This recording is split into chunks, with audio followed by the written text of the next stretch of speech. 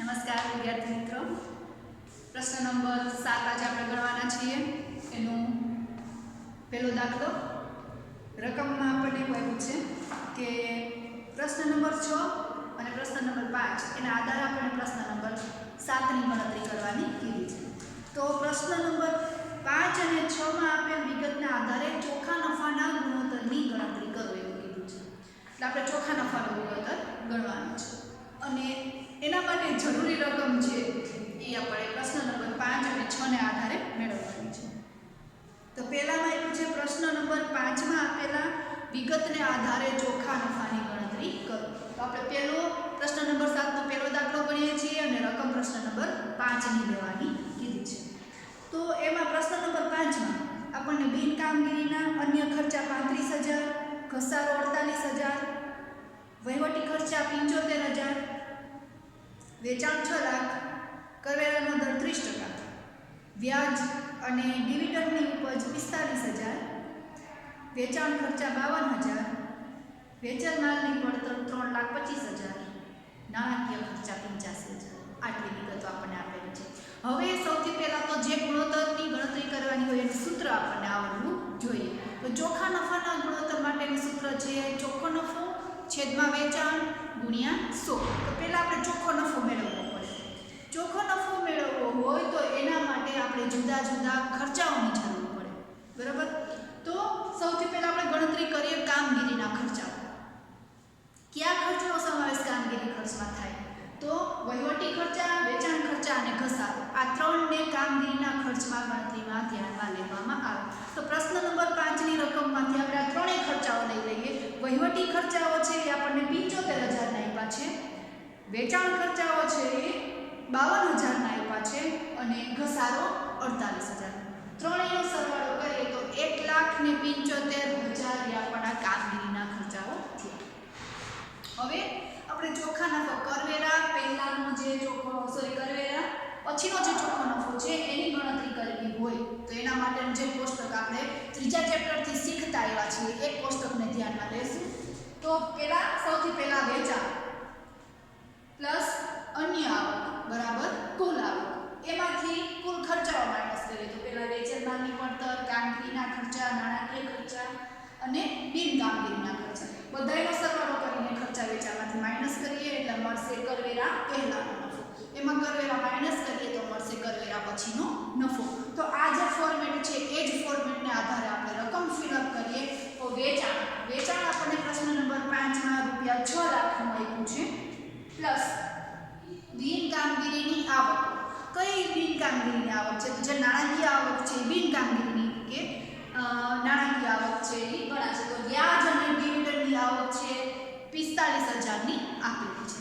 બંનેનો સરવાળો કરીએ તો કુલ ઉપજ થઈ 6,45,000. હવે એમાંથી વેચેલ માલની પડતર માઈનસ કરવાની. તો વેચેલ માલની પડતર દાખલામાં 3,25,000. કામગીરીના ખર્ચા, એ કામગીરીના ખર્ચા આપણે હમણાં જ અહીંયાથી મેળવ્યા છે 1,75,000. તો એ કામગીરીના ખર્ચાને ત્યાં લઈ જઈએ 1,75,000.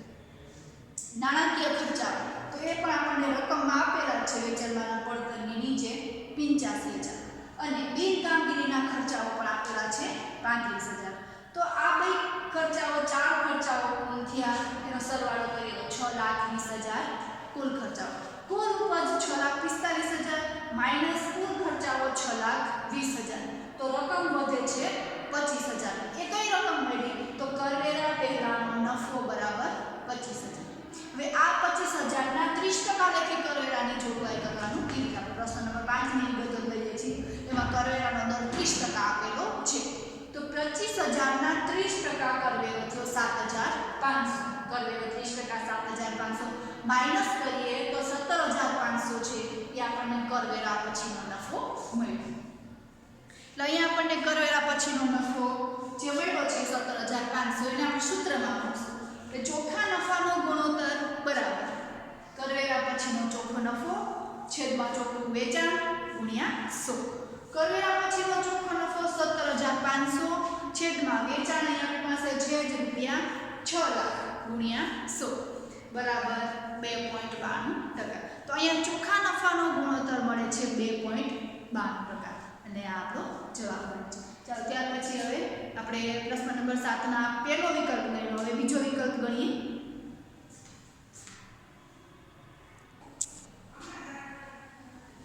પ્રશ્ન નંબર 7 એનો બીજો દાખલો. એમાં સૂચના આપણને આપી છે પ્રશ્ન નંબર 6 માં આપેલી વિગતને આધારે ચોખા નફાના ગુણોત્તરની ગણતરી કરો.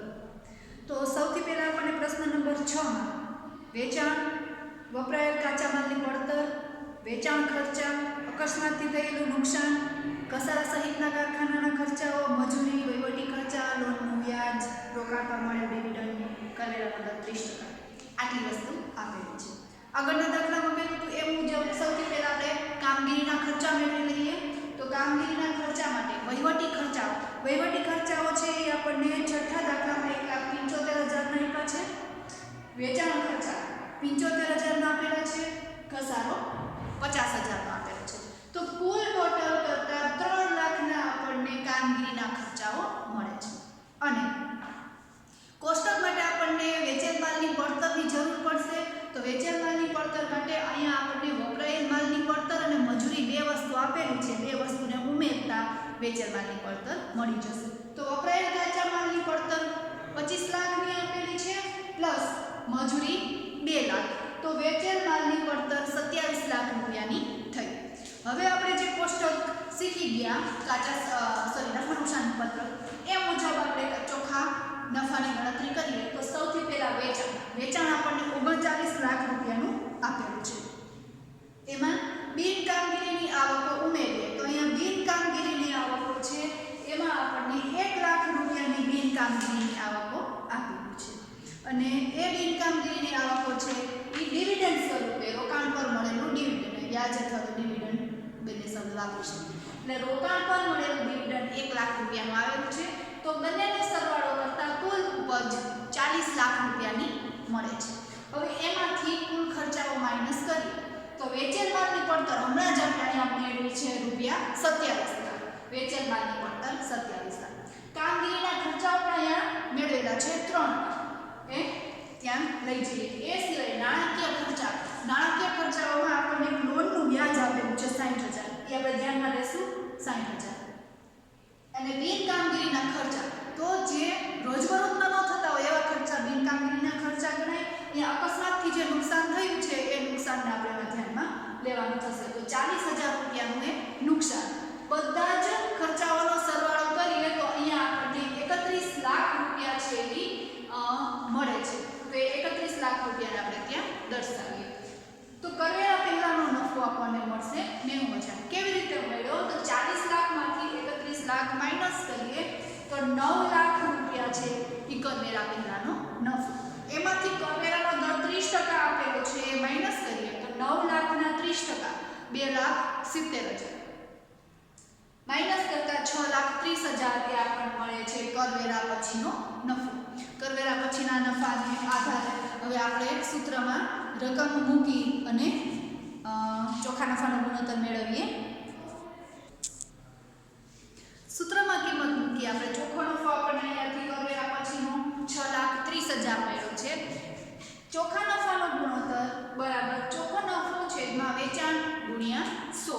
ચોખ્ખો નફો 6,30,000 છેદમાં વેચાણ એ આપણે વેચાણ પત્રકમાં લીધેલું છે 39 લાખ રૂપિયા છેદમાં 39 લાખ ગુણ્યા 100. તો અહીંયા આપણને મળે છે 16.15%. તો ચોખ્ખા નફાનો ગુણોત્તર 16.15% થયો. તો આ સાથે જ આપણે પ્રશ્ન નંબર 7 ના બંને દાખલાઓ પૂરા કર્યા છે. હોમવર્કમાં આના જેવા જ ઉદાહરણ આપેલા છે એ તમારે ગણવાના છે. Thank you.